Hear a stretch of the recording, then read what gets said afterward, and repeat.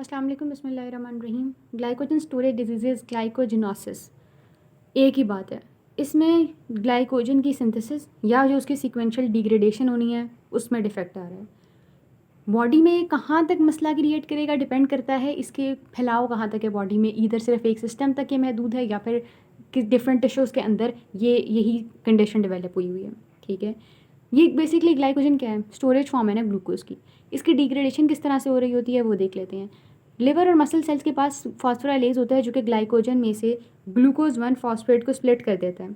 तब तक ये ग्लूकोज 1 फॉस्फेट को स्प्लिट करता रहता है जब तक कि जो चेन है उस पर 4 ग्लूकोज रेजिड्यू नहीं रह जाते।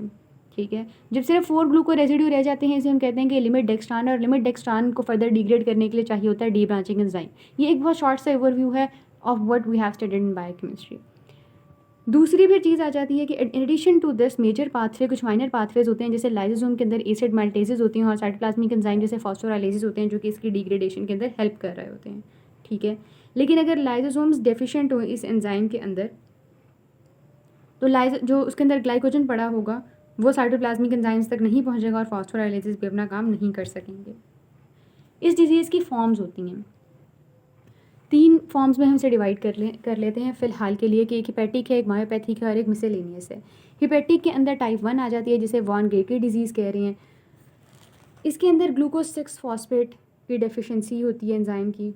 ये बेसिकली हेपेटोरीनल या हिपैटिक होती है। इसके अंदर जो इंपॉर्टेंट फीचर है उसके अंदर हिपेटोमेगैली है और हाइपोग्लाइसीमिया है। बिसाइड्स दैट इसके अंदर जो मोर्फोलॉजिकल चेंजेस आ रही होती हैं उसमें होता है कि हिपेटोमेगैली हुई हुई है। क्यों हुई हुई है? क्योंकि ग्लाइकोजन एक्यूमुलेट हुआ हुआ है, कुछ लिपिड्स भी एक्यूमुलेट हो जाते हैं और इंट्रान्यूक्लियर भी ग्लाइकोजन मौजूद होता है। रीनोमेगैली की किडनी भी इनलार्ज कर जाती है, अगेन क्यों? क्योंकि ग्लाइकोजन जो है वो मौजूद होता है अंदर। ठीक है, कॉर्टिकल ट्यूबुलर एपिथेलियम के सेल्स में स्पेशली मौजूद होता है। दूसरी फिर बात आ जाती है कि ये वाला कॉलम है हमारे पास मॉर्फोलॉजिकल चेंजेस का और अगला कॉलम है क्लिनिकल फीचर्स का। तो क्लिनिकल फीचर्स में मतलब ग्रोथ स्टंट हो जाएगी, रीनोमेगैली है, हेपेटोमेगैली है, हाइपोग्लाइसीमिया है और हाइपोग्लाइसीमिया की वजह से कन्वलियंस हो सकती हैं, हाइपरलिपिडीमिया और हाइपरयूरिसीमिया मौजूद होता है क्योंकि ग्लूकोज की मेटाबॉलिज्म ख़राब हुई हुई है और इसकी वजह से हमें पता लगता है कि भाई इन पेशेंट्स के अंदर क्यों गाउट या स्किन के ज़िंथोमास डेवलप हो जाते हैं। ठीक है, ब्लीडिंग टेंडेंसी ज़्यादा हो जाती है क्योंकि प्लेटलेट का डिसफंक्शन हुआ होता है। ट्रीटमेंट अगर दे दें तो अक्सर लोग सर्वाइव कर जाते हैं। ठीक है, दूसरी पे आते हैं, इसमें मायोपैथिक है। मायोपैथिक के अंदर एक तो है टाइप 5 जिसे मायोकार्डियल डिजीज़ कहते हैं जिसके अंदर मसल फॉस्फोराइलेज जो है वो डेफिशिएंट होता है। इसके अंदर जो मैनिफेस्टेशन होती है वो स्केलेटल मसल के अंदर मैनिफेस्टेशन होती है और इसके अंदर वही है कि एक्यूमुलेशन हुई है ग्लाइकोजन की। ठीक है, इसमें जो क्लिनिकल कंडीशन डेवलप होती है, फीचर्स होते हैं, उसमें पेनफुल क्रैम्प्स होते हैं। एक्सरसाइज टर्नर एक्सरसाइज जब किसी ने किया तो उसके बाद पेनफुल क्रैम्प्स मौजूद होंगे। मायोग्लोबिनूरिया प्रेजेंट होता है और इसके अलावा जब मसल एक्सरसाइज के बाद जो वीनस ब्लड में लैक्टेट का लेवल है वो राइज नहीं होता। जो सीरम में बात करें तो वहाँ पर क्रेटिन काइनेज CK का लेवल ज़्यादा होता है। ठीक है, this disease is also compatible with लॉन्गलिविटी।